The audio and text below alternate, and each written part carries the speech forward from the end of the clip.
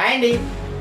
రోజుకు కేవలం 2 రూపాయల కూలీగా పనిచేసిన అమ్మాయి నేడు 2000 కోట్ల సామ్రాజ్యానికి అధిపతి.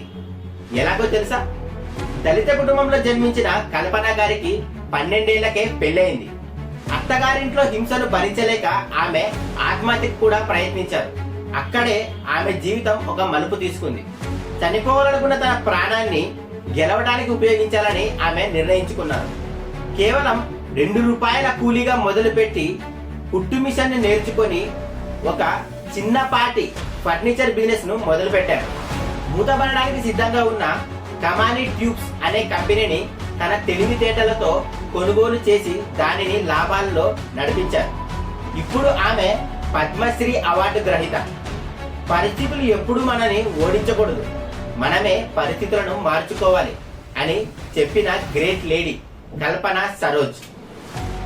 ఈ రియల్ స్టోరీ మీకు నచ్చినట్టయితే ఈ వీడియోని లైక్ చేయండి. అలాగే ఇలాంటి మరిన్ని ఇంట్రెస్టింగ్ వీడియోస్ కోసం మన ఛానల్ను సబ్స్క్రైబ్ చేసుకోండి.